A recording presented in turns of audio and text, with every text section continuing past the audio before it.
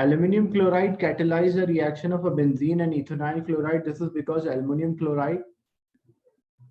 What happened? Aluminum chloride, because it has to produce an electrophile. To produce an electrophile,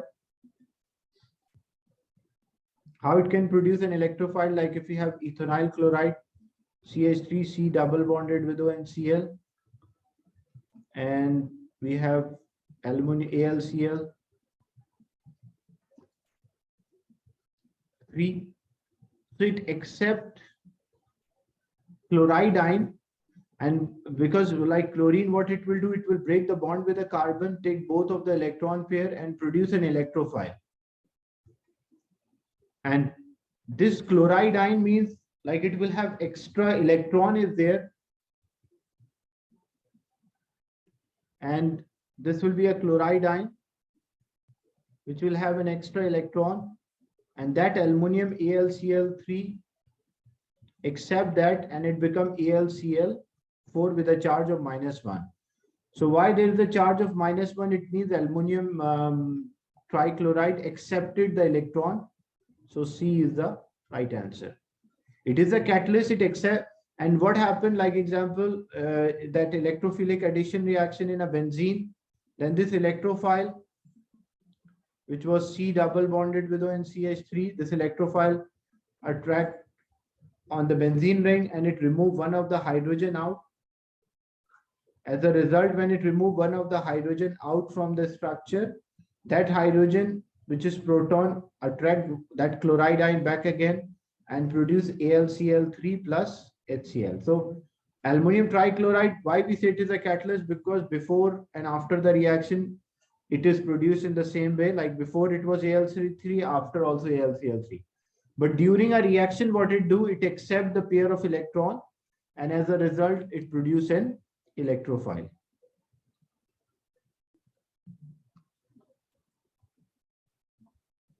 Then phenyl react rapidly with dilute sulfuric acid, and this reaction. So what we call this reaction? Phenylamine. Phenylamine means like benzene ring is there and amine group. So amine are alkaline. No, electrophilic substitution reaction is there if this happen in the benzene ring. But when amines are like phenylamines are there, they are alkaline, like ammonia, amine, they are alkaline. And when they react with sulfuric acid H2SO4, so it will produce a salt. It will produce a salt here. So that the reaction is between the alkaline part and acid part. So we call that as a neutralization reaction.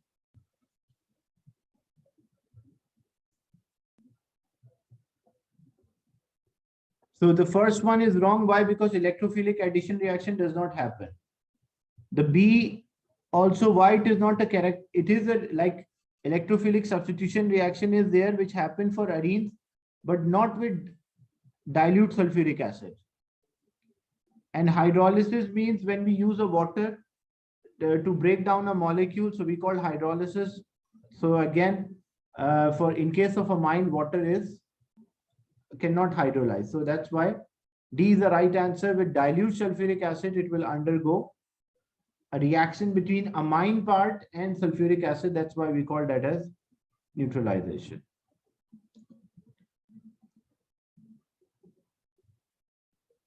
Then amino acids are solid. What is the reason amino acids are solid? Because they contain one side amine group, another side they contain acid. Acids are proton donors, so this will donate proton and amine will accept. So as a result, this will be a positive charge. And here it will be negative. So this is what happened for one molecule and this happened for other molecules as well. So one side they will have a positive charge, the molecule, other side negative, and the other molecule also positive and negative. So attraction between the positive and negative ions, we call that as ionic bond. That's why due to the presence of these ionic bonds, amines are solid at room temperature.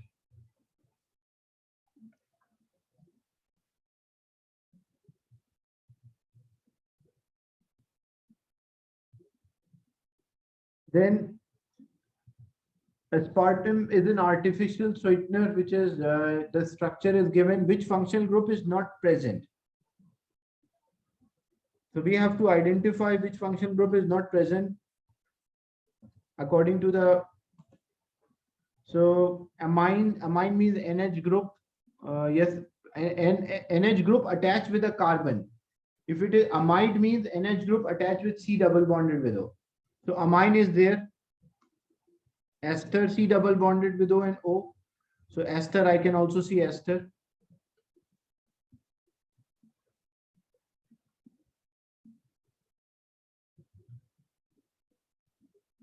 Phenyl means a benzene ring. When benzene ring is there, that is called phenyl.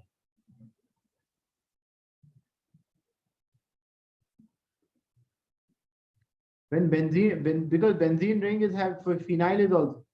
Ketone is not there. Why ketone is not there? Because to like here C double bonded with O and N. So it is not a ketone, it is amide. Here also C double bonded with O and OH. So it is not a ketone, it is carboxylic acid. And this is ester. So ketone group is not there. Phenyl group is there. Phenyl group means benzene ring. Benzene ring, as if it is considered as a branch, we call that as a phenyl.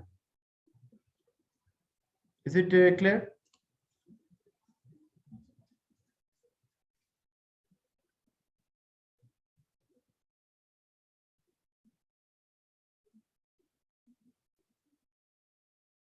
How many asymmetric carbon are there in a molecule? So asymmetric carbon, the carbon which are not having a symmetry, like different types of.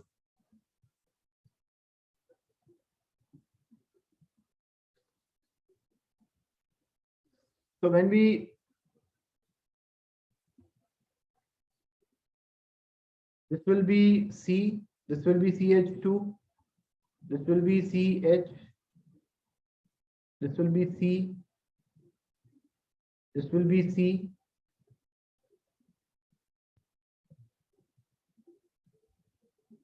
sorry, CH will be there, this will be CH2, this will be C, and this will be CH2, CH2, oh sorry, CH, CH, and this will be CH3.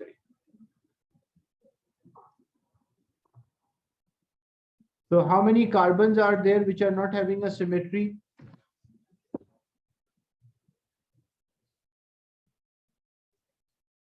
So for part B,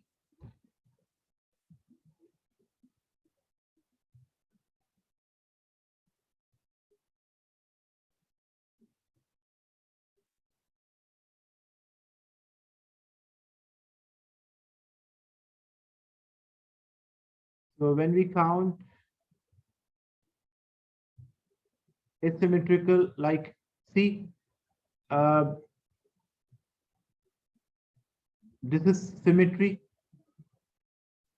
One symmetry is there, like they have a symmetry like CH attached with NH and C double bonded with O.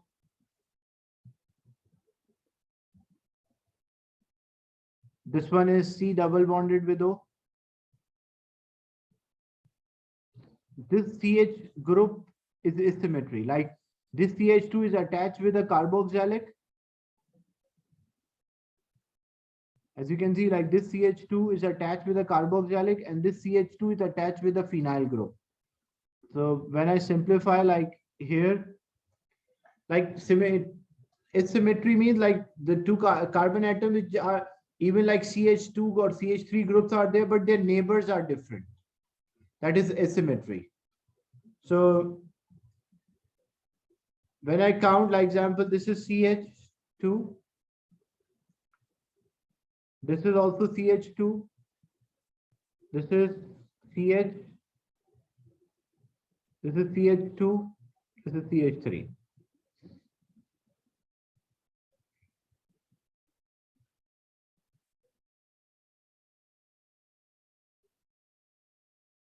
So when we identify the asymmetrical carbon, because like this CH2 is there, and this also CH2. Like which position, like this is one CH2, this is another CH2. So these CH2, they have different neighbors, like different groups are attached to them. So means they are asymmetrical. So this is one asymmetry. Then this is CH, okay, and this is also CH, but this CH is C double, like N, then C double bonded with O. This also, this CH, the C double bonded with O, and N is there. So this is symmetry. They are symmetrical. Like if I encircle, like if you see this part and see this part, so they are symmetry. They have symmetry. They're not asymmetrical. And then there is CH3 group is there, methyl group is there, but there is no other to compare the methyl group.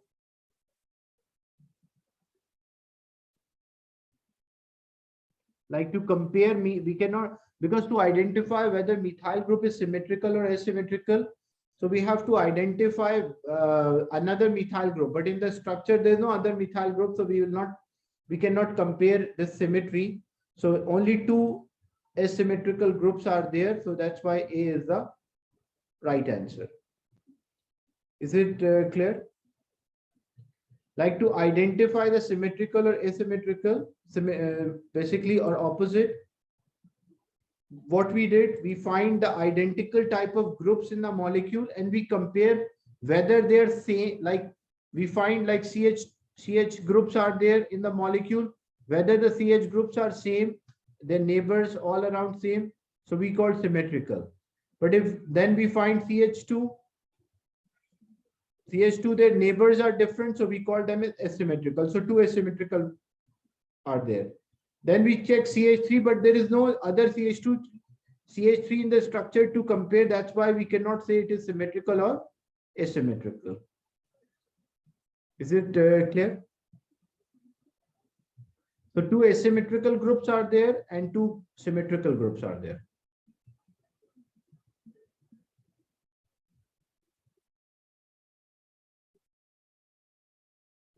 In the question, how many asymmetrical carbon atoms are there?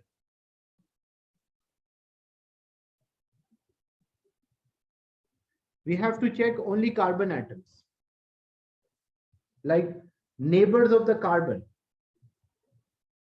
So when we check this one, when I check this one, this carbon is attached with another carbon with nitrogen and another carbon with C double bonded with O. This carbon is attached with nitrogen. It is attached with C double bonded with O and attached with one carbon. After that, to this carbon, what is attached, that we don't consider. Like same thing as you're saying, if two hydrogen are attached, this is having one hydrogen. We check the neighbors, like how the bonds which carbon is forming with its surrounding.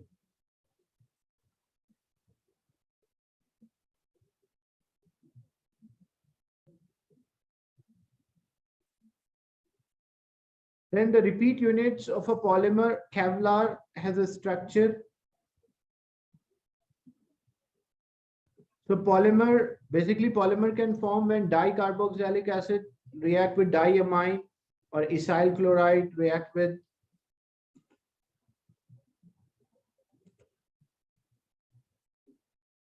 so C and D cannot be an answer because the benzene ring is not correct. And the polymer which are formed, the condensation polymer when dicarboxylic acid react with diamine. So both side carboxylic groups are there, and here both side amine group should be there. Why this is wrong? Because this show one side amine group, one side. That happen in a natural polymer. Kevlar is it's used as a bulletproof vest. Like it does not allow the bullet even to pass through. It's having a high strength. So condensation polymer, which are artificial, can be dicarboxylic acid, like either both side carbonyl group is there and both side amine. It cannot be one side carbo, one side amine, because if it happen like this, it means it will be a natural polymer, like, because that happen in amino acids. In question 16, which of these isomers expect to have a mass to charge peak of 30 and 73? So it's better like you write the mass for each of the peak.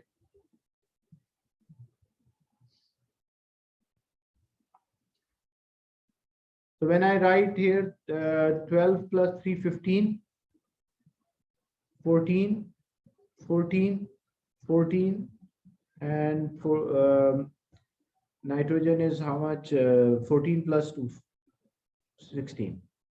So 16 plus 14, 30 will be there. So 30 will be there, one peak. And then 30 plus 14, so 44, 44 plus 14. So 44 plus 14, 58, and 7. 16 is there, nitrogen is 14, yeah, 16, and 14, 30 is there, yeah. So when we work out the total, as you can see from left to, we can have a peak 30 is due to this, and 73 is due to total. So 30 and 73. But when you check for others, it's better you draw the structure. Like this will be CH3, CH, NH2, CH2, CH3. And remember, when you break, like it can be this, or it can be like this is, then when it is a branch, they will be together. So this will be 15. So 14 plus 2, 16, 16 plus 12, 28 plus 1, 29. So this will go, this whole will be 29. And this will be 14 and 14. So when you, like you can have 15 plus 29 or 14 plus 14, 28. So 30 will not be there in this one.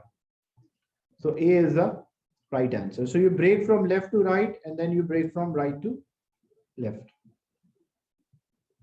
An important advantage of using a polymer support in organic synthesis by the pharmaceutical industry is that, so what is the advantage of using polymer supports? The equilibrium yield. Basically, this is the last topic, which is related to removing the substances from each other by using a polymer support. So the products are easily separated by using a polymer support. That is not equal. It does not have any relation with equilibrium or side reaction. Like when we react a substance, we can easily remove by a polymer chain.